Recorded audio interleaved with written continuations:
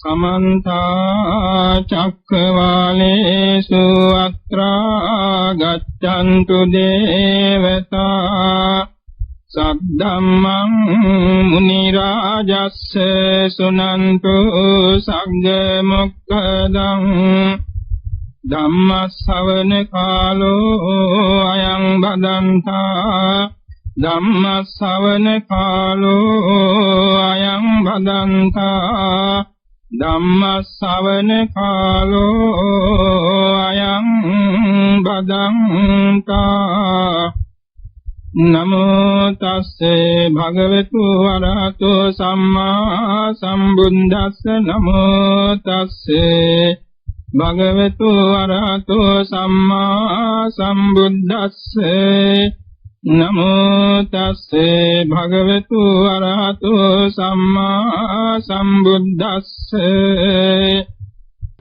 අච්චරිය පුද්ගලෝ භික්ඛවේ uppajjamaano uppajjati lokasmin කතමෝ අච්චරිය පුද්ගලෝ තථාගතෝ අරහං සම්මා සම්බුද්ධෝති. ශ්‍රද්ධාවන්ත පින්නතුනි, තුන් ලෝකාග්‍ර වූ සම්මා සම්බුදුරජාණන් වහන්සේ විසින් දේශනා කරන ලද කෙටි සූත්‍ර පාඨයක් මේ කියවුනේ. ඒක පුද්ගලෝ භික්ඛවේ ලෝකේ uppajjamaano uppajjati අච්චරිය පුද්ගලෝ. මෙහෙමයි ඒක පිළිවෙල. මහණෙනි, එකම පුද්ගලයෙක් මේ ලොව උපදිනවා, ආචාර්ය පුද්ගලයෙක්. ඒ කවුද? තථාගතෝ අරහං සම්මා සම්බුද්ධෝ. තථාගත ගුණ ඇති අරිහතු සම්්‍යක් සම්බුදුරජාණන් වහන්සේ. මේ එකම පුද්ගලයෙක් තමයි මෙසේ උපදින්නේ. සරුවඥන් වහන්සේගේ බුද්ධ චරිතයේ තියෙනවා පුදුමාකාර ආචාර්ය අద్භූත සිදුවීම්. එකක් වශයෙන් සැලකීමේදී පළමු කොට දීපංකර පාදමූලයේදී සිද්ධිය. දීපංකර පාදමූලයේ වෙනකොට බෝසතාණන් වහන්සේ 16 සංඛ්‍යාය කල්පලක්ෂයක් මුළුල්ලෙහි සිතින් පතමින් වචනින් පතමින් බුදුබා පෙරම් පුරාගෙන ආපු කෙනෙක්. බුදුබා පිණිස. ඒ වෙනකොට උන්වහන්සේ විශාල ධන සම්භාරයක් රටක් කරන්න තරම් තිබුණු විශාල ධන සම්භාරයක් රටවැසියන්ට දන් දීලා තමයි වනගතව තවුස් ප්‍රවිද්දෙන් පැවිදිව ධ්‍යාන විද්‍යාව උපදවාගෙන ධ්‍යාන සෝයෙන් විසුවේ. දීපංකර සරුවඥන් වහන්සේට ජීවිත පූජාවකින් බුද්ධ පූජා පවත්වලයි බුදුබා පැතුවේද. ඒ දවසේ පටන් සාරා සංඛ්‍යායේ කල්පලක්ෂයේ මුළුල්ලෙහි සූවිසි බුද්ධ ශාසනයන් සම්මුඛ වුණ බුද්ධ ශාසන 9කම පැවිදි දම් පිරුවා. බොහෝ ජාතිවල අකටපත් චක්‍රවර්ති සම්ප්‍රත්‍යේ පවා හැරදමමින් නෛෂ්ක්‍රම්‍ය පිරුවා. ඉස්න් මාස්න් ලේ අමුදරුවන් රාජ්‍ය පවා දන් දෙමින් පංචමහා පරිත්‍යාග මුදුන්පත් කළා. ත්‍රිවිධ අර්ථචර්යාවන් මුදුන්පත් කළා. සමත්‍රින්සත් පාරමී ධර්මයන් සම්පූර්ණ කළා. විශතුරු අත්බව එන කාලයේදී බෝසතාණන් වහන්සේ තවතිසා භවනින් චුතව ජේතුත්තර කියන නගරයේහි සංජය කියන රජතුමාණන්ගේ පුත්‍රව කුසති දේවින් වහන්සේගේ කුසතල උපන්න. ඒ පටිසන්ධිගත දවසේ පටන් මෞතුමීට හිතක් පහළ වුණ දිනපතා ලක්ෂයක් වැයකට දන් දෙන්න ඕනේ කියලා. එසේ දසමාසයක් ඒ දානයේසේ පැවැත්වූ අතර බෝසතාණන් වහන්සේ උපදින දවසේදී නිහිරියන්ින් කතා කළා. අම්මේ දන් දෙන්න යමක් තියනවාද කියලා. ඒ මොහොතේම මෞතුමියගේ අතින් දහසක් බැඳි පසුම්බියක් මේ දරුවාගේ සුරතට දුන්නා. ගත්ත අතින්ම කෙනෙකුට ළඟ හිටියේ කිරිමව් කෙනෙකුට දන් දුන්නා. අවුරුදු දෙකක් ඇතුළත දෙකමාරක් තරම් කෙටි කාලයේ තුලදී 9 වාරයක්ම පැලඳි ආභරණ ලක්ෂයක් අගනා සංමාල පවා දන් දුන්නා. වයස අවුරුදු 8 දී නිදන ඇඳේ බන්ද පරියන්කෙන් වාඩි වෙලා ආධ්‍යාත්මික දානයක් සිතින් දන් දුන්නා. මහ පොළොවද කම්පා වුණා. වයස 16 දී රාජ්‍යයටපත් වුණා. උන්වහන්සේ උපන්න දවසේම උපෝසත කුලයේ ඇතින්න කුඩා ඇත්පැටවෙක් සුදු ඇත්පැටවෙක් ගෙනත් ඇත්හලේ තබා ගියා. ඒ තමයි පණ්ඩර කියන නමින් හිටියේ මංගල ඇතාබාටපත් උනේ. බෝසතාණන් වහන්සේ වයස 16 දී රාජ්‍යශ්‍රීයටපත් වී සාරා සංඛ්‍යිය කල්පලක්ෂයක් එකට පෙරම් පුරාගෙන මහා පිං ඇති මද්රී දේවී එක්ක ශරණ බන්ධනයේටපත් වී සිටින අතරත කල්ප ලක්ෂයේ පෙරම් පුරාගෙන ආපු දරු දෙන්නෙක් උපන්න. බෝසතුන් වහන්සේ රාජ්‍යයටපත් වූ දිනේ සිට දිනපතා 6 ලක්ෂයක් වැය කරමින් දන්සල් 6ක් දිගට පැවැත්වුවා. නගරයේ 4 දොරටුවේ 4යි, රජවාසල ඉදිරියේ 1යි, නගර මැද 1යි. බෝසතාණන් වහන්සේ දිනපතාම මේ ස්ථානවල දම් බෙදන්න යනවා. එක් දිනක් කලිඟ රටින් ආව බ්‍රාහ්මණයන් 8 දෙනෙකුට රටක් වටිනා මේ ඇතා දන් දුන්නා. මහ පොළොව කම්පා වුණා. ඇතා දන් දීලා ඊළඟට දවස් 2ක් ඇතුළත සත්‍ය සතික මහා දානයක් දුන්නා. මහ පොළොව කම්පා වුණා. ඊළඟ දවසේ වංකගිරිය බලා පිටත් වුණා. වංකගිරිය 7 මාසයක් තවුස්දන් පිරුවා. මැස්සෙකුගෙන් මඳුරෙකුගෙන්වත් හිංසාවක් නැතුව පුදුම විදිහේ බ්‍රහ්මමය සැපයක් ඒ කාලේ වින්දා. ඊළඟට දරු දෙන්නා දන් දුන්නා. පොළොව කම්පා වුණා. මද්රී දේවිය දන් දුන්නා. පොළොව කම්පා වුණා. එයින් මාසේ කාමාරක් ගියතන දෙමව්පියන් සහිත ඥාතීන් 60000ක් පැමිණි තැනදී ඒ අතන්න සාමග්‍රී දානි දුන්නා. ජීවිත දානි දුන්නා. මහ පොළොව කම්පා වුණා. මේ ආශ්චර්ය අద్భుත දේවල් ලෝතුරා බුදුබා පතාගෙන යන කාලේ පවා සිද්ධ වුණා. මහෞෂධ පඬිතුයන් වහන්සේගේ කාලයේදී මිථිලා නගරේ ආරක්ෂා කරගෙන තියෙන පුදුම විදිහේ සත්‍යක්‍රියා බල පිහිටුවලා මේ ආශ්චර්ය අద్భుත සිදුවීම් කාටවත් හිතන්න බැරි විදිහේ පුදුමාකාර උමංකම කැනලා එමගින් රාජ්‍ය ආරක්ෂා කරගත්තා. ඒ වගේම 101ක් රාජධානී සාමග්‍රී පිහිටෙව්වා. මේ තරම් ආශ්චර්ය දේවල් සිද්ධ කරලා තියෙනවා. ලෞතුරා බුදු වීම සඳහා මව කුස ප්‍රතිසන්දි ගන්න දවසේදී දසදහසක් ලෝක ධාතු වල අසීමිත ප්‍රාතිහාර්යයන් සිද්ධ වුණා. නරකාදීහි ගිනි නිවුණා. ප්‍රේතාපායේ සාපිපාස නැති වුණා. තිරිසන් අපායේ බිය තැති ගැනීම නැති වුණා. අන්ධයන්ට ඇස් ලැබුණා. දිහිරන්ද කන් ඇහුණා. ගොළුවන්ද කතා කළ හැකි වුණා. අංග විකලායට නිසිසේ අංගපසංග පිහිටියා. නිත්‍ය වෛරී සත්‍යෝ මෛත්‍රී සාගත වුණා. නිත්‍ය රෝගී සත්‍යෝ නිරෝග භාවයටපත් වුණා. මහා සාගරේ කරදිය මිරිදිය බාටපත් වී පස්පියුම් පිපුණා. ගංගා ජලයේ නොගලා පස්පියුම් පිපුණා. මහ පොළවේ පුදුම විදිහේ සද්දුමු පියුම් පිපුණා. අහසේ ඕලම්බක පද්ම නමින් එල්ලෙන පියුම් පිපුණා. නිරාලම්බ අහසේ ගස්වැල් මුල පටන් අග දක්වා මලින් පිරී පැවතුණා. තුවරි භාණ්ඩි බේම නාද වෙමින් උත්සව පැවැත්තුවා. එනිදු මිනිසුන් පැලඳි ආභරණ ඉබේම නාද වෙන්න දිලිසෙන්න ගත්තා. ඇතුන් කුංච නාද කළා. අස්වැන් හේසාරව කළා. එවාගේ මහ පොළවේ උල්පත් මතු වුණා. වර්ෂාපතනේ සිද්ධ වුණා. මේ වාගේ පුදුම ආශ්චර්ය ප්‍රාතිහාර්යයන් දසදහසක් වල සිද්ධ වුණේ කාගේ ආශ්චර්යකින්ද? සම්මා සම්බුදුරජාණන් වහන්සේගේ බෝධි සම්භාර ධර්ම ආශ්චර්යයෙන්.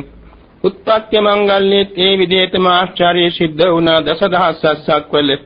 ඊළඟට ලෝතුරා බුදු වෙන දවසේදී ධම්සක් පැතුම් පවත්වන දවසේදී ආයුෂාස්කාරات කරන දවසේදී පරිනිර්වාණ මංගල්‍යයේදී මේ වගේම දසදහසක් වල අසීමිත ප්‍රාතිහාර්යයන් සිද්ධ වුණා. ඔය අතර බ්‍රහ්මජාල සූත්‍රයේ දෙසීමේදී 62 වාරයක් මහ පොළොව කම්පා වුණා. එවැගේම ගෝතමක සූත්‍රයේ දෙසීමේදී 3 වාරයක් මහ පොළොව කම්පා වුණා. කාලකාරාම සූත්‍ර දේශනාවේදී 5 වාරයක් මහ පොළොව කම්පා වුණා. මේවා පුදුම ආශ්චර්ය දේවල්. මේවා අදිෂ්ඨානින් කළ දේවල් නෙමෙයි. මේවාට කියන ධර්ම නියාමයේ කියලා. ධර්ම නියාමයේ හැටියට මේ සියල්ල සිද්ධ වෙන්නේ. ලෝකයේ තියෙනවා නියාම ධර්ම 3ක්. නියාම ධර්ම කියන්නේ කාගේවත් විධානයක් නොමැතිව අදිෂ්ඨානයක් බලයක් පැවැත්වීමක් නොමැතිව ස්වභාවයෙන්ම සිදුවෙන දේවල් තියෙනවා 5ක්. බීජ නියාමය, උතු නියාමය, කර්ම නියාමය, චිත්ත නියාමය, ධර්ම නියාමය කියලා. බීජ නියාමය කියන්නේ බීජ වර්ගයන්ගේ තත්ත්වය අනුව තමයි ගස්වැල් හටගන්නේ. කොස් ඇටයකින් කොස් බීජයකින් අඹ පැල හටගන්නේ නැහැ, කොස් පැලයක්මයි හටගන්නේ. පොල් ගෙඩියකින් හටගන්නේ පොල් පැලයක්මයි.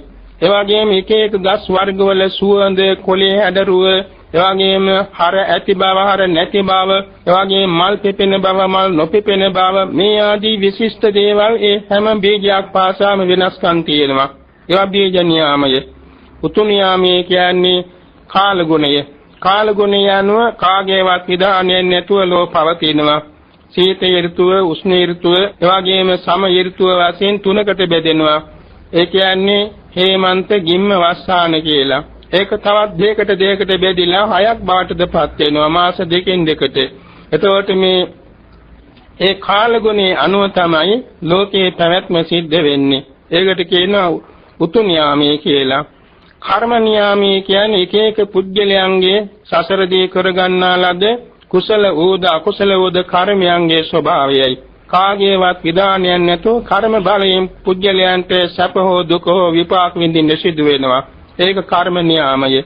චිත්ත නියාමය කියන්නේ සිතේ පැවැත්ම, සිතේ පටිසන්ධි සිත, භවංග සිත, ආවර්ජනා සිත, පංච විඥාන සිත, සම්පටිච්ඡන සිත, සංකීර්ණ සිත, වොත්තපන සිත, කාමාවචර ජවන් සිත, එවැගේම තදාම්බ ස්ථම්මන සිත, රූපාචර ජවන් සිත, අරූපාචර ජවන් සිත, එවැගේම ලෝකෝත්තර මාර්ගඵල සම්බන්ධ ජවන් සිත, එවැගේම සසර යන පුජ්‍යලයන්ගේ චුති චිත්තේ මේ ආදී සිත් පැවැත්ම කාගේවත් විධානයක් නොවේ. සිතේම ස්වභාවයෙන් සිදුවෙන දේ බැවින් ඒවට චිත්ත නියාමයේ කියනවා. ධර්ම නියාමයේ නමින් හැඳින්වෙන්නේ මහා පුණ්‍යවන්තයන් උදෙසා සිදුවෙන ආචාර්ය සිදුවීම්. ඒ මහා පුණ්‍යවන්තයන්ගේ පුණ්‍යානුභව බලයෙන් සිදුවෙන සියල්ලට කියන ධර්ම නියාමය. මෙතන හඳුන්වනා ප්‍රතිසන්දි මංගල්‍ය, උත්පත්ති මංගල්‍ය, බුද්ධත්ව මංගල්‍ය, ධම්මචක්කප්පවත්තන මංගල්‍ය, ආයුෂාස්කාර වස්සජනය, පරිනිර්වාණ මංගල්‍ය කියන අවස්ථාවන්හිදී මේ දසදහසක් කළ මේ ප්‍රාතිහාර්ය සිද්ධ වුණේ ධර්ම නියාමයේ වශයෙන්. යම් දාසක බෝසතුන් වහන්සේ මව් කුසක පරිසන්දි ගන්නවා නම් ලෝතුරා බුදු වීමේ උත්පත්තිය සඳහා හතර ස්ථානයක සිහිනුවණින් උපදිනවා. ඒ කියන්නේ දෙව්ලොවින් චුත වෙන්නේ සිහිනුවණින්, මව් කුස පරිසන්දි ගන්නේ සිහිනුවණින්, මව් කුසේ දසමසක් වාසය කරන්නේ වැඩෙන්නේ සිහිනුවණින්, මව් කුසෙන් බිහි වෙන්නේ සිහිනුවණින්. මේක කිසිම කෙනෙකුට පිළිතන්නේ නැහැ. ලෝතුරා බුදු වෙන උත්තමයන්ට පමණයි මේ සතර ස්ථානයේම සිහිනුවණින් ඉන්න පුළුවන් වන්නේ. පසේ බුදුවරයන් වහන්සේලාට පුළුවන්කම තියෙනවා ස්ථාන තුනක සිහිනුවණින් ඉන්න. උපදින වෙලාවේ බෑ. අගසව දෙනෙමට ස්ථාන දෙකක පමණ සිහිනුවණින් ඉන්න පුළුවන්. අනිත් අවස්ථා දෙකේම සිහිනුවණින් ඉන්න පුළුවන් කමක් නැහැ. වෙන ප්‍රකෘති රහතන් වහන්සේලා ගැන ඒ වාගේ හැඳින්වීමක් නැහැ. ඉතින් මේ අනුව සලක බැලීමේදී සරුවඥන් වහන්සේගේ ඒ සතර ස්ථානයේම සිහිනුවණින් ඉන්න පුළුවන්කම ධර්ම නියාමයයි. එවාගේ මව් කුසේ වෙනත් දරුවන් වාගේ නෙමෙයි මව් කුසේ දසමාසයක් වාසය කරන්නේ සමාපත්තියේ සමයදුණු කෙනෙක් වාගේ මෞතුමියට පේන හැටියට මෞතුමිය වාගේ ඉස්සරහා බලාගෙන තමයි වාඩි වෙලා ඉන්නේ පර්යංකෙන්. ඒක ආචාර්ය සිදුවීමක්. කිසිම කෙනෙකුට ඒ වාගේ මව් කුසේ පර්යංකෙන් වාඩි වෙලා ඉන්න ඉරියව්වකින් දරුවෙකු වශයෙන් මව් කුසේ ඉන්න පුළුවන් කමක් නැහැ. මේ ආචාර්ය සිදුවීම් ධර්ම නියාමයයි. එවාගෙම ලෝතර බුදු වීම සඳහා උත්පත්ති සිදුවීමේදී බුද්ධත්වයේ ආදී සිදුවීමේදී මේ වගේ දසදහසක් කළ ප්‍රාතිහාර්යයන් සිද්ධ වෙන්නේ වෙන බලයකින් මේ ධර්ම නියාමයේ නිසයි. උපදින දවසේ ලුම්බිනි ශාල වනෝද්‍යානයේදී නැගෙනහිර බලා මෞතුමිය හිටගෙන සිටිද්දී ධර්මාසනයකින් බහින්නාක් මෙන් දෙපය දික් කළයි මේ උතුම් පුණ්‍යවන්තයා ලෝ පහළ වුණේ. මේක ආචාර්ය උත්පත්තියක්. ඒ උපදින වේලාවේදී ඒ දරුවාටවත් මෞතුමියටවත් මඳුරුවෙක් විඳින තරම්වත් වේදනාවක් නොවීමේ කොට සිද්ධ වුණා. එවාගේ මෞතුමිය බොහෝම පහසුවෙන් ඒ වෙලාවේ ගත කළ හොඳ සිහිනුවණින් මේ දරුවාද අපවිත්‍ර කිසිවක්ම නොතවරේ බොහෝම පිරිසිදු ශරීරයක් ඇති උත්පත්තිය ලැබුවා. උපදින වෙලාවේ සීල ਸਰවාභරණේ සැරසුණු අවුරුදු 16ක දරුවෙක් වාගේ තමයි අන් අයට පෙනී ගියේ. අදිෂ්ඨාන බලයෙන් නෙමෙයි ඒක ධර්ම නියාමයක්. උපදින වෙලාවේම අහසේ සුද්ධාවාස වාසී බ්‍රහ්මයන් 4 දෙනෙක් ඇවිල්ලා රන්දලකින් පිළිගෙන විසවුන් වහන්සේගේ හිත සතුටු වෙන්න කියා හිටියා. විසවුනේ සතුටු වන්නේ ලෝතුරා බුදු වෙන පින් ඇති බුද්ධාංකුර දරුවෙක් උපන්න කියලා. එවාගේ ඊළඟට සතරවරන් දෙවියන් අඳුන් දිවිසමකින් පිළිගත්තා. අමාත්‍යවරු 4 දෙනෙක් ඇවිල්ලා දුහුල් කඩකින් පිළිගත්තා. ඒ මොහොතේදී සිද්ධාර්ථ කුමාරයන් වහන්සේ තමන්ගේ ශ්‍රී පාදයේ පොළොවට දික් කළා. පොළවෙන් හිතක් පිටක් නැති මේ පොළවෙන් සද්දුම පියුම් පැන නැගිලා මේ සිරිපතුල් පිළිගත්තා ආචාර්ය සිදුවීම්. එවාගේම උන්වහන්සේට දස දිසාවෙන්ම දෙවියෝ බ්‍රහ්මයෝ ඇවිල්ලා ආශිර්වාද කළා.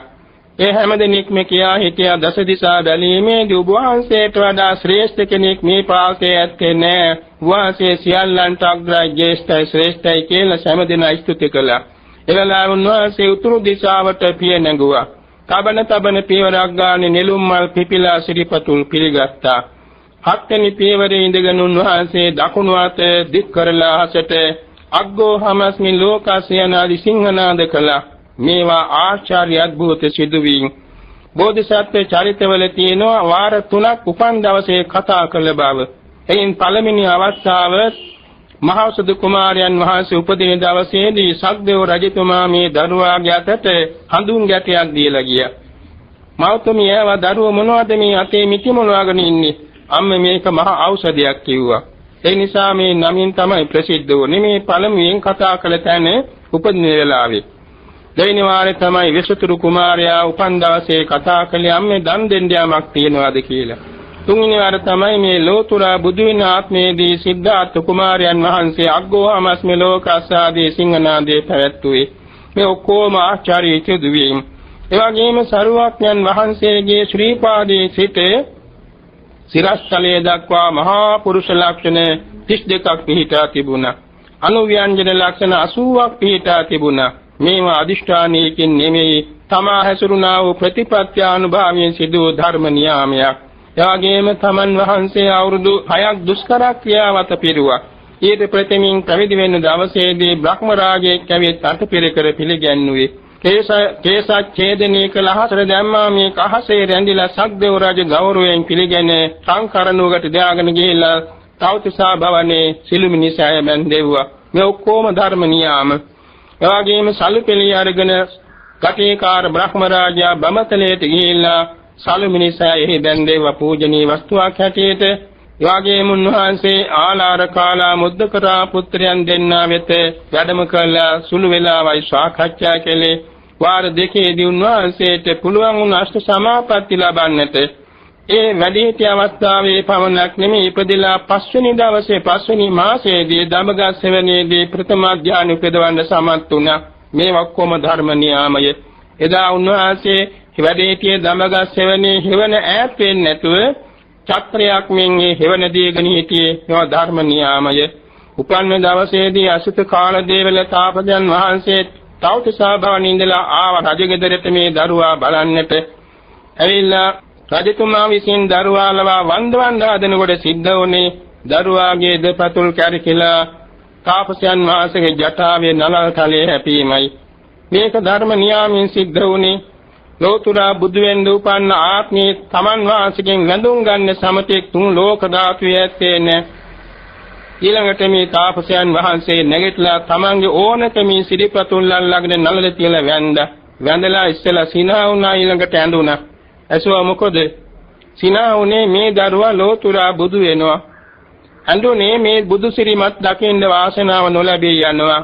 මං අරූප ලෝක උපදින්න සිද්ධ වෙනවා. මට දකින්න නැති වෙන පාඩුවටයි කනගාටුව. මේ ඔක්කොම ධර්ම නියම හැටියට හඳුන්වනවා. ලෝතුරා බුදුබාටපත් වෙලා කිසියම් අදිෂ්ඨාන බලයක් නැතුව පළවෙනි දේශනේ පැවැත්වීමේදී දසදහසක් කළ කෙලවර දක්වා මේ කහඬින් මේ දේශනේ පැවතුණා. මේ ඔක්කොම ධර්ම නියාමය. තමන් වාසිකේ අදිෂ්ඨාන බලයක් නැතුව කෝටියක් දෙනා බණ අහනවා නම් ඒ බණ අහන පිරිසේ කෙලවරින් අඟලක්වත් එහාට මේ හඬ යන්නේ නැතුව කෙලවර දක්වා එක හඬින්ම හැමදෙනාට බණ අහන්න ලැබෙනවා. මේ ඔක්කොම ධර්ම නියාමය. යම් පිරිසකට ධර්ම දේශනා කරන සේක් නම් කිසිම අදිෂ්ඨාන බලයක් නැතුව එක එක භාෂාවන් කතා කරන මිනිසයන්ට තම තමාගේ භාෂාවෙන් ඒ ධර්මයේ වැටහෙන්න පටන් ගන්නවා. යටත් පිළිසින් ත්‍රිසංගත සතුන් අතර උනත් බණහන් හිත යොමු කරන අයට ත්‍රිසං සතුන්ගේ බහින් ඒ දේශනේ අවබෝධ වෙන්න පටන් ගන්නවා. මේ ඔක්කොම ධර්ම නියාමය. ඒ වගේම සරුවක්ඥන් වහන්සේගේ ශාසනයෙහි දාග සවුවන් දෙනමක්, අග්‍ර ශ්‍රාවිකා දෙනමක්, අග්‍ර උපස්ථායකයන් වහන්සේ නමක් මේ ආදී පරිවාර සම්ප්‍රත්‍ය ලැබෙන්නේද ධර්ම නියාමයේ උඩයි. එවාගේම ලෝතුරා බුදුබාටපත් වෙලා පිරිනිවන් පාන දවසේදී කළ අදිෂ්ඨාන බලයෙන් තමන් වහන්සේගේ ශ්‍රී සද්ධර්මයේ අවුරුදු 5000කට වැඩි කලක් ශාස්ත්‍රෝ කෘත්‍ය සිද්ධ කරන්නේ ඒක අදිෂ්ඨාන කරලම තියෙනවා. ඒ වගේම බුද්ධ අදිෂ්ඨාන නැතත් ඒ ධර්ම නියාමයේ අනුවින් අවුරුදු 5000ක් මුළුල්ලේ ශ්‍රී සද්ධර්මයේ දෙවියන් සෑත ලෝකයාට ලෞකිකවද ලෝකෝත්තරවද සම්පත් ගෙන දෙමින් නිර්මලව පවතිනවා. එවැගේම මේ පසුගිය දවස්වලදී විශේෂ සිදුවීමක් වුණා. මේ මාසයේ 2 වෙනිදා 3 වෙනිදා වගේ දවස්වලදී ලංකාවේ දකුණු දිශාවේ සිට බොහෝ පළාත්වල බුද්ධ ප්‍රතිමා වහන්සේ තුලින් යම්කිසි ආලෝකයක් නිකුත් වීමේ ආශ්චර්ය සිදු වී තිබුණා. මේ ආශ්චර්ය ගැන විවිධාකාර මතමතාන්තරද පැතිරී ගියා.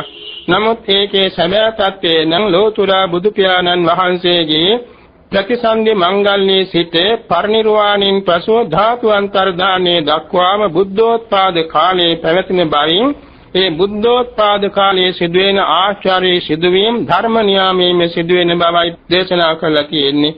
බුදුරජාණන් වහන්සේ පිරිනමම් පාවදාල නමුත් බුද්ධ ශාසනය තාම ජීවමානයි. බුද්ධ ධර්මයේ තාම ජීවමානයි. බුදුරජාණන් වහන්සේගේ අදිෂ්ඨාන බලෙන් සරුවක්ඥ ධාතුන් වහන්සේලා යහතින් වැඩ ඉන්නවා.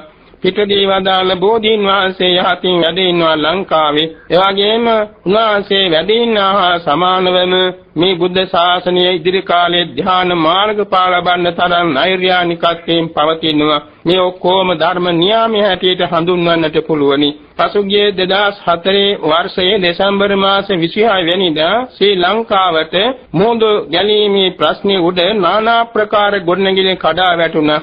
විශාල කුළුණු කඩා වැටුණා. බොහෝ තැන්වල දුම්රියේ පාර පවා ගිලී ගිහින් තිබුණා. දුම්රියේ පවා හරහා දැම්ම.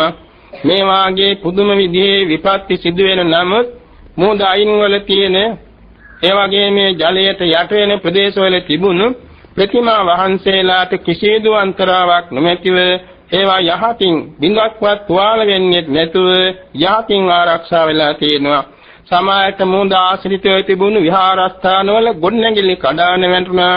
ප්‍රතිමා වහන්සේ නිරුපද්‍රවව පැවතුණා. මේ වාගේ කොළඹ සිට තිස්සමහාරාමයේ කෙළවර දක්වාම කිසිම බුදු පිළිම වහන්සේ නමකට හානියක් නොවී සිදුවීම ආචාර්ය සිද්ධියක් හැටියට කාටත් පැහැදිලි වුණා. ඒ කාලයේදී බොහෝ සෙයින් බුද්ධ ප්‍රතිමා වහන්සේට අවඥාසගත සිදුවීම් රාශියක් අන්‍ය ලබ්ධිකයන්ගෙන් සිදුවෙමින් ආවා. ඒ අයට විශාල අභියෝගයක්කින් සිද්ධ වූ බැවින් නැවතින් ඉන්පසු ඒ වාගේ බුදුරජාණන් වහන්සේට අගෞරව වෙන දේවල් ඉදිරිපත් නොවන හැටියට ඇත්තෝ වග බලා ගත්තා. ඒ අතර දැන් 2550 කින බුද්ධ ජයන්තියක් උදාපත් වුණා. මේ බුද්ධ ජයන්ති වර්ෂයේ තුලත් විශේෂ සිදුවීම් ධර්මතාවක්. ඉතින් ඒ අනුව බෞද්ධයන් වූ විශේෂයෙන් බුද්ධ ශාසනයට පූජා වූ මා පොළොවක් බැවින් ශ්‍රී ලංකාව විශේෂ අධිෂ්ඨාන බල සරුවක්ඥන් වහන්සේගෙන් සිදු වෙලා තියෙනවා ලංකාවෙනි මහා අධිෂ්ඨාන පහක්ම පරිනිර්වාණ මංචකයේදී අධිෂ්ඨාන කරලා තියෙනවා. එයින් තුනක්ම ජම්බුද්දීපේහි විජයශ්‍රී බෝධිරාජානන් වහන්සේගේ දක්ෂිණ ශාඛා වහන්සේ සම්බන්ධවයි. ඒ අධිෂ්ඨාන තුන එසේම සිද්ධ වුණා. එයින් ජම්බුද්දීප රාජ්‍ය 3 වාරයක් පූජා කරන ලැබුණා මේ බෝධීන් වහන්සේට. එයින් පළවෙනි අධිෂ්ඨානය තමයි ධර්මාශෝක රජතුමා විසින් සිව්වණක් පිරිස පෙරවරාගෙන ඇවිත් මේ බෝධි ශාඛාව ගැනීම සඳහා සූදානම් වෙන වෙලාවේදී දක්ෂිණ ශාඛා පමණක් එනින්ද අනිත් සියල්ල අතුරුදහන් වේවා කියලා අධිෂ්ඨානයක් තිබුණා. ඒ එසේම සිද්ධ වුණා. එයින් පෑදුණු රජුලෝ ජම්බුද්දීප රාජ්‍ය පූජා කළා. ඊළඟට කිසිම ආයෝධයක් පාවිච්චි නොකර කං සිරියල් වලින් ඉරක් පැන්දාම මේ බෝධි ශාඛාව ඉබේම සිඳී රංකටාරමේ පිහිටාවා. මුල් දහසක් ඇදගෙන මේ ස්ථීර වශයෙන්ම රංකටාරමේ පිහිටාවා කියලා අධිෂ්ඨානයක් තිබුණා. ඒ එසේම සිද්ධ වුණා. එයින්ද ජම්බුද්දීප රාජ්‍ය පූජා ලැබුණා. ඊළඟට මේ බෝධි ශාඛා වහන්සේ අහසට පෑ නැගී හිමවලා ගමින් වැසී 7 දවසක් පැවති. 7 වෙනි දවසේදී ශාඛා පත්‍ර පලාස වලින් සවන බුදුරස් විහිදේවා කියන අධිෂ්ඨානයේ පැවතුණා. ඒ එසේම සිද්ධ වුණා. එයින්ද ජම්බුද්දීප රාජ්‍ය පූජා වුණා. ඊළඟට ශ්‍රී ලංකාවට මේ බෝධීන් වහන්සේ වැඩම කරවාගෙන එන්න යෙදුණා. ශ්‍රී ලංකාවේ දේවානම්පියතිස්ස රජතුමා කරවටක් මුහුදට බැලලා තමයි මේ බෝධීන් වහන්සේ සහිත රංකටාරම පිළිගත්තේ. අනුපිළිවෙලින් මහා මෙවුනා උයනට වැඩම කරවාගෙන උඩමළුවේ තන්පත් කරන වෙලාවේදී මේ බෝධීන් වහන්සේ රන් කටාරම සමඟ අහසට පැන නැගුණා. අහසට පැන නැගී අසූරියනක් තරම් අහසේ රැඳී තිබී හරියටම රෙහෙනක තුදාවෙන සුබ මොහොතේදී මහ පොළොව කම්පා වෙද්දී පොළොවේ තලයේ පිහිටියා. ඒ වෙලාවේදී මේ බෝධීන් වහන්සේගේ ශාඛා පත්‍ර පලාස වලින් ශ්‍රවණක් බුදුරැස් විහිදෙන්න පටන් ගත්තා. ඒ දුටුවා වූ සිංහල ජනතාව තුළින් දසදහසක් දෙනා සිව්පිලිසිම් ඥාන සහිතව ආර්යත්වයටපත් වුණා. මේ ඔක්කොම ධර්ම අදිෂ්ඨාන බලයෙන් සිදුවෙච්ච දේවල්. ඊළඟට තූපාරාමේ චෛත්‍යරාජයන් වහන්සේ තුල දකුණු අකුධාතුන් වහන්සේ තන්පත් කරන දවසේදී දකුණු අකුධාතුන් වහන්සේ අහසට පැන නැගී සවනක් බුදුරැස් විහිදුවීමේ සිද්ධ වේවා කියන අදිෂ්ඨානයේ තිබුණා. ඒසේම සිද්ධ වුණා. ඒ දුටුවා වූ සිංහල දරුවෝ 30000ක් දෙනා පැවිදිව අරිහත්ත්වයේ සාක්ෂාත් කළා. ඊළඟට පස්වෙනි අදිෂ්ඨානයේ හැටියට රුවන්මැලි චෛත්‍යරාජයන් වහන්සේ තුල ද්‍රෝණයක් සරුවක්ඥ ධාතුන් වහන්සේ තන්පත් කරන මහා පුණ්‍යෝත්සවයේදී ධාතුන් වහන්සේ අහසට පැන නැගී නිර්මල බුදුරුවක් මැවි සවනක් ගන්න බුදුරැස් විහිදීම සිද්ධ වේවා කියන අදිෂ්ඨානයේ තිබුණා. ඒසේම සිද්ධ වුණා. ඒ දවසේ සිදු වූ ප්‍රාතිහාර්ය දැකීමෙන් ඒ වෙලාවේ පැවැත් වූ ධර්ම ශ්‍රවණින් දෙවියන් මිනිසයන් ගිහියන් පැවිද්දන් අතරත 12 කෝටියක් දෙනා සිව් පිළිසිම් යාපත්ව අරිහත්ත්වයේ සාක්ෂාත් කළා. මේ ඔක්කොම අදිෂ්ඨාන. එවැගේම සරුවක්ඥන් වහන්සේ විසින් තවත් 100,000 ගණන් අදිෂ්ඨාන පවත්වලා තියෙනවා. ඒවට සාධක අපට කොතිකුත් දකින්න ලැබිලා තියෙනවා. ඒ එකක් තමයි දමදෙනී රාජ්‍ය කළ දෙවෙනි පෙරකුම්බා රජුගේ බොහෝම උගත් බහුශ්‍රත ශ්‍රද්ධා බුද්ධි සම්පන්න රජ කෙනෙක්. එතුමාට ලැබී තිබුණා මේ සනතුරු වාග්ය කලිකාල සාහිත්‍ය සාරවත්ඥ පඬිත කියන මේ උපාධිය. ඒ විදිහේ පාලි සංස්කෘත සිංහල භාෂා පරතරයට උගත්තා වූ ත්‍රිපිටකධාරී රජ කෙනෙක්. ඒ රජතුමා මේ දමදෙනී රාජධානියේ පිහිටුවලා දලදා මාලිගාවක් ඉදිකොට දලදා වහන්සේ මහා පෙරහැරින් වැඩම කරවාගෙන ඇවිත් වඩා හිඳුවලා දලදා පූජාවක් පවත්වලා ආරාධනයක් කළා. අපේ සරුවක්ඥන් වහන්සේ ශ්‍රී ලංකාවෙනින් මහා අධිෂ්ඨාන පහක් කළ අතර කුඩා අධිෂ්ඨාන සිය ගණන් කරලා ඇති. මේ අද මගේ දලදා පූජාවත් බුදු ඇසින් දැකලා ඇති. මගේ ශ්‍රද්ධාවත් දැකලා ඇති. එසේ වීනම් මේ දලදා වහන්සේගෙන් මට ප්‍රාතිහාර්යයක් දකින්න ලැබේවා කියලා ආරාධනා කළා. දලදා වහන්සේ සම්පූර්ණයෙන්ම නිර්මිත බුදුරුවක් බාටපත් වේ සවනක් බුදුරැස් විහිදුවන්න පටන් ගත්තා. රජතුමාට ඇති වූ ප්‍රීති සෝමනස්සේ නිසා මුළු ලංකාද්වීප රාජ්‍යයේම දලදා සාමීන් වහන්සේට පූජා කළා. මේ වාගේ ආශ්චර්ය දේවල් අදිෂ්ඨානින් සිද්ධ කළා කියලා සඳහන් නුනට ඒවත් සරුවක්ඥන් වහන්සේගේ අදිෂ්ඨානයේ බව අපට පැහැදිලිව පවද දකින්න ලැබෙනවා. සමහර තැන්වල ධාතුන් වහන්සේලා නැතත් කරුණු තියාගෙන බොහොම ගෞරවයෙන් බුද්ධ පූජා බුද්ධෝපස්ථාන කරමින් කියනවා. කලක් යනකොට මේ ධාතුන් වහන්සේලා ස්ථාන වලට වඩිනවා. සමහර විට කිසි පුද සත්කාරයක් නැතුව ලස්සනට තියාගෙන ඉන්නවා කරඬු වල සරුවක්ඥ ධාතුන් වහන්සේලා. දන්නේම නැතුවේ ධාතුන් වහන්සේලා පුද සත්කාර ඇතැන් වලට වැඩමලා එතනින් අතුරුදහන් වෙනවා. මේ කොහොම සිදු වෙන්නේ සරුවක්ඥන් වහන්සේගේ අදිෂ්ඨාන බලයෙන් විය යුතුයි. සමහර දෙවියන්ගේ මහිමෙන් සිදු වෙනවා කියලා බොහෝ දෙනෙක් හිතන්න පුළුවන්. දෙවියන් උනත් සරුවක්ඥන් වහන්සේගේ අදිෂ්ඨානෙට සමාන කරන්න අදිෂ්ඨාන පුළුවන් කමක් නැත්තේ නේ. සරුවක්ඥන් වහන්සේට තියෙන බුද්ධ විශේෂ අචින්තනීයයි. ලෝකයේ තියෙනවා සිතා නිම කරන්න බැරි අචින්තනීය ධර්මතා හතරක්. ලෝක විෂය, සත්ත්ව විෂය, කර්ම විෂය සහ බුද්ධ විෂය කියලා. ඒ බුද්ධ විෂය නමින් හැඳින්වෙන්නේ 이르දි බල මහිමයයි. ලෝකයේ පිළිබඳ සියල්ල අවබෝධ කරගන්න සමතෙක් ලෝතුරා බුදුරජාණන් වහන්සේ හැර ඇත්තේ නැහැ. ඒ වගේම සත්‍ය පිළිබඳ සියල්ල අවබෝධ කරගන්න සමතෙක් ලෝකයේ ඇත්තේ නැහැ.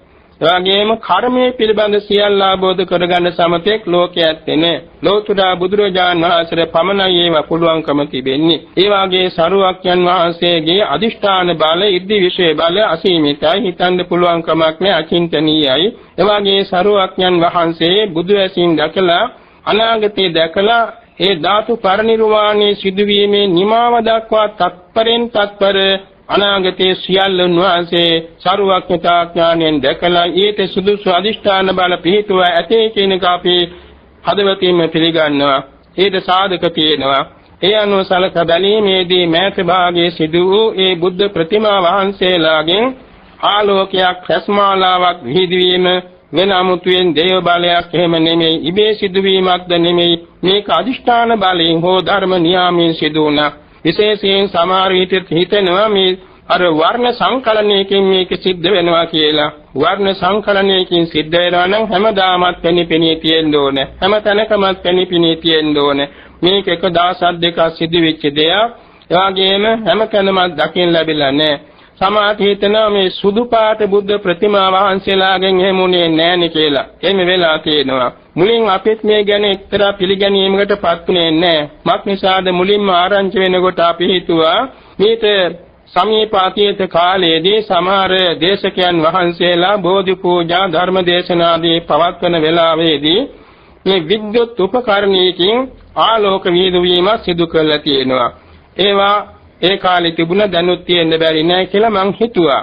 නමුත් ඔය අතර ගල්දුව ගුණවර්ධන යෝගාශ්‍රම මධ්‍යස්ථානයෙන් අපට පණිවිඩයක් ලැබුණ ඊ තියෙන මහා විහාරයේ ප්‍රථම ප්‍රධාන බුද්ධ ප්‍රතිමා වහන්සේ තුලිනුත් බෝධීන් වහන්සේ වටේ තන්පත් කොට ඇති සත්බුදු පිළිම තුලිනුත් බුදුරැස් විහිදුන අතරත කිරිගන්ධ පිළිම වහන්සේගෙන් බුදුරැස් 6 ආකාරයකින් සද්වර්ණම විහිදුණයි කියලා අපට අහන්න ලැබුණා. ඒ මන්දිරයට වෙසක් කාඩේකේ තියෙන බොහෝ ප්‍රසන්න බුදු පිළිම වහන්සේ තුලින් බුද්ධ පින්තූරයේ තුලින් රැස් විහිදලා තියෙනවා. ඒ අතර අපි නාව්‍ය නාරායණීට වඩිනකොට එහිදී එතෙන්ගේ මහජනයා වන්දින පුදන විහාරයේහි බුද්ධ ප්‍රතිමා වහන්සේගෙන් ඒ රශ්මි විහිදුණු බව ඒ වැඩේන සීලෝම ස්වාමීන් වහන්සේලා අතර වැඩි දෙනෙක්ම දැකලා තියෙනවා. බොහෝ සදහවතුන් එතන බොහෝ වේලාවක් වඳින්මින් ඉඳලා තියෙනවා. ඒ වගේම සමහරට මේ බොහෝ තැන්වලදී වැඳුම් පිදුම් නැති ප්‍රතිමා වහන්සේලා තුලින් පවා මේ ආලෝක විහිදිලා තියෙනවා. ඒ වගේම බෞද්ධයන් පමණක් නෙමෙයි අබෞද්ධ මිනිස්සුත් ඇවිල්ලා වැඳ වැටි තියෙනවා. ගල්දුව ආරණ්‍යයට කවදාකවත් ආවේ නැති මිනිසයන් පවා ඇවිල්ලා පුදුම විදියට ගෞරව සම්ප්‍රයුක්තව වැඳලා දීන් තියෙනවා. මේ වාගේ සිදුවීම් අපට දෙවියන්ගේ බලපෑමකින්වත් මේ වර්ණ සංකලනයකින්වත් වෙනත් යම් කිසි විද්‍යුත් හේතුවකින්වත් නෙමෙයි ලෝතර බුදු පියාණන් වහන්සේගේ 이르දි විශේෂ බුද්ධ විශේෂ නිසා සිදුවෙන ආශ්චර්ය සිදුවීම් බව අපට අවංකව පිළිගන්නට පුළුවන්.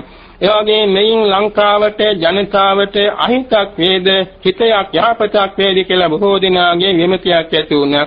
සැබවින්ම මෙයින් අපට යහපතක්ම සිද්ධ වුණා කියන එක අවංකව කිය යුතු වෙනවා. මක්නිසාද අප්‍රසන්නානම් ප්‍රසාදාය කිසිම පැහැදීමක් නැති ඇත්තන්ගේ සිත්වල ප්‍රසාදය ඇති වුණා. ප්‍රසන්නානම් විඤ්ඤෝ භාවාය පැහැදුණුවන්ගේ සිත්වල වඩා චිත්ත ප්‍රසාදය වැඩි දුණුණා. මේ හේතුවෙන් රටට යහපතක්මයි සැලසෙන්නේ. කවදාකවත් ධනක් නොදුන්න අය දන් දෙන්න පටන් ගන්නවා. කවදාකවත් දොහොත් නගා වැඳ නැති ඇත බුදුන් වඳින්න පටන් ගන්නවා. සිල් නැති ඇතෝ සිල් රකින්න පටන් ගන්නවා. ධර්මයේ නොදත් අය ධර්ම ඉගෙන ගන්න පටන් ගන්නවා. භාවනා නොකරන අය භාවනා කරන්නත් යොමු වෙනවා. ප්‍රමාද විහරණින් හිටිය ඇතෝ අප්‍රමාදව කුසල් කරන්න යොමු වෙනවා. අසමගි වූ ඇතෝ සමගි වෙන්න පටන් ගන්නවා. රෝගාතුර ඇතෝ පවා නිරෝගී වෙන්න පටන් ගන්නවා. මේ වාගේ ආශ්චර්ය සිදුවීම් මිනිසයන් තුළ ඇති වෙන්නේ මේ වාගේ ප්‍රසාදනීය දර්ශනයන් තුලිනුයි. එනිසා මේන් රටට ජනතාවට යහපතක්ම සිදු වෙනවා කියන එක අපේ විශ්වාසයේ වගේම අපි ප්‍රාර්ථනා කරනවා. මේ ආචාර්ය සිදුවීම නිසා ශ්‍රී ලංකාවේ තියෙන මේ දෙමළ කැතලික් මුස්ලිම් මිෂනාරි මූල ධර්මවාදී කියන අන්‍ය ලාභ බලවේග සියල්ලම නිෂ්ප්‍රභා වෙලා ගගනතලයේ චන්ද්‍ර මණ්ඩලයේ සූර්ය මණ්ඩලයේ වගේ ගෞතම සම්බුද්ධ ශාසනයේ දිදුලමින් බබලමින් අපරාජිතව විරාජිතව ජනතාවට සුගති මඟ නිවන් මඟ ආලෝකමත් කරවා ළමින් නිර්මලව පවතිවා කියන මේ ප්‍රාර්ථනා අපි ඇති කර ගන්නවා. එවැගේම ශ්‍රී ලංකාවේ කුඩා රටකින් සිදුවෙන මේ ආශ්චර්ය සිදුවීම් තුලින් මුළු ලෝකයේම ධර්මාලෝකයේ පැතිරේවා කියලා අපි ප්‍රාර්ථනා කරනවා. ලංකාවාසී සීලම ජනතාව නිතිපන් සීල් රකින්න පොහොයාත සීල් රකින්න සිව්බම විහෙරණ වඩන බෝසත් ගුණ පුරණ ජනතාවක් බවට පත් වේවා කියලා අපි ප්‍රාර්ථනා කරනවා. රටේ පවත්නා පංච පාප පංච දුස්චරිත දස කුසල් මේවා සම්පූර්ණයෙන්ම සංසිඳී නැති වී මේ රට නිතිපන් සීල් රකින්න පොහොයාත සීල් රකින්න ජනතාවකගෙන් ස්වයං පාසිත ගුණ ධර්මයන්ගෙන් යුක්තව ජනතාවක් බාටපත් වෙලා එමගින් සුගති මඟ නිවන් මඟ ආලෝකමත් කර ගනිත්වා කියන ප්‍රාර්ථනා පිණිතර පවත්වනවා. එවාගෙම දැනට පවත්නා යුද්ධ කලකෝලාල මේවා සියල්ලින් සියල්ල සංසිඳී රටේ සාමයක් සමාදානයක් උදාපත් වේවා. එවාගෙම විරුද්ධ පාක්ෂිකව සිංහල ජාතියේ සිංහල රාජ්‍යයට බෞද්ධ ආගමට එරෙහිව සටන් මෙහෙවන අනිත්‍යානුකූලව සටන් මෙහෙවන සෑම දෙනාටම කර්මයේ කරුණාඵලයේ මෙලෝ පරලෝ ආબોධ වෙලා අවියාවුද බහා තබා සාමේ සමාදානයේ පිහිටා යහකින් ජීවත් වෙත්වා නොයසේවී නම් ලෝතුරා බුදු පියාණන් වහන්සේගේ පළමු ශ්‍රී ලංකාද්වීප ගමනේදී ලක්දිව අරගෙන සිටිය යක්ෂ සේනාව ලංකාවට වඩා සැප පහසු ඇති ගිරිදිවිනට යවන ලද්දාසේ මේ ශ්‍රී ලංකාවේ කාන්තාර වැනි බොහෝම දුෂ්කර ජීවිතයක් ගෙවන ප්‍රදේශවල ඒ සටන් මෙහෙයවන විරුද්ධ පාක්ෂික පිරිස මීට වඩා සැපදායක රටකට ගිහිල්ලා සැපසේ ජීවත් වෙත්වා ශ්‍රී ලංකාව බුද්ධ ශාසනයට බෞද්ධ ජනතාවට මහා සංඝරුවනට බෞද්ධ රාජ්‍යයට ക്ഷേම භූමියක් ධර්මදීපයක් බාටම පත් වේවා කියලා අපි මේ ඉන්න ප්‍රාර්ථනා කරනවා. මේ අනුසලකා අපේ ජීවිත තුලින් අපි නානාවිද දාන සීල භාවනා කුසල ධර්මයන් රැස් කරගන්න අතරතේ මේ නොනවති ජීවිතාන්තයේ දක්වාම ආර්ය අෂ්ටාංග මාර්ගයේ වැඩෙනසේ සත්‍තිස් බෝධිපාක් ධර්මයන් වැඩෙනසේ මේ කුසල ධර්මයන් සම්පාදනය කරගෙන මෙලවත් ජයගෙන පරලොවත් ජයගෙන සංසාරේ ජයගෙන කෙලෙසුන් ජයගෙන අපරාජිතව බුදුපසේ බුදුමහරහතන් වහන්සේ නිවි සැනසී වදාළ සදාකාලික සැප ඇති අජරාමර ශාන්ත ප්‍රණීත නිර්වාණ ධාතුව සාක්ෂාත් කර ගැනීම දක්වාම යා ගැනීමට අපට රත්නත්‍රය ආශිර්වාදයේ පිහිට වේවා කියලා ප්‍රාර්ථනා කරමු.